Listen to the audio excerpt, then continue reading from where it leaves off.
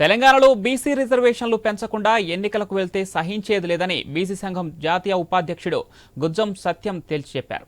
జనాభా దామాషా ప్రకారం స్థానిక సంస్థల ఎన్నికల్లో రిజర్వేషన్ల సాధన కోసం హైదరాబాద్లో బీసీ మేధావుల సదస్సు నిర్వహించారు. ఎంపీ ఆర్ కృష్ణయ్య, మాజీ స్పీకర్ మధుసూదనాచారి, బీసీ కమిషన్ మాజీ చైర్మన్ వకులాభరణం కృష్ణమోహన్ రావు తదితరులు సదస్సుకు వచ్చారు. స్థానిక సంస్థల ఎన్నికల్లో బీసీల రిజర్వేషన్లను 42% పెంచితే పంచాయతీ సభ్యులుగా, సర్పంచ్లుగా, ఎంపీటీసీలుగా, ఎంపీపీలుగా, జెడ్పీ చైర్మన్లుగా ఎన్నికయ్యే అవకాశాలు బీసీలకు ఉంటాయన్న సత్యం సుప్రీంకోర్టు సిఫారసు ప్రకారం డెడికేషన్ కమిషన్ రిపోర్టు సహా అసెంబ్లీలో చట్టం చేస్తే రాబోయే కాలంలో ప్రభుత్వానికి ఎలాంటి ఇబ్బంది ఉండబోదన్నారు.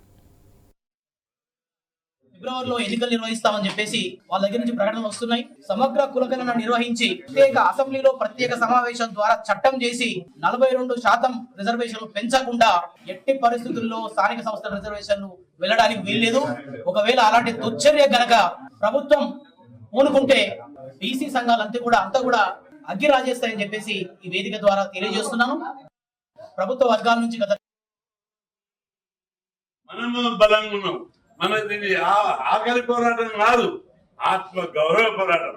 మాకు రిజర్వేషన్లు పెంచితే మీరు ఇట్లా చేస్తారా అని చెప్పి తిరగబడిన సమయం ఆసన్నమై మన చట్టాలను కాదు వ్యతిరేకించేది. మాకు చట్టం కావాలి, మా హక్కుల కోసం మీరు రాజ్యాంగాన్ని సవరించండి, రాజ్యాంగబద్ధమైన హక్కులు కల్పించాలి. మేము మనుషులం, ఇది ప్రజాస్వామ్యం, మేము భారత మాత ముద్దు బిడ్డలం.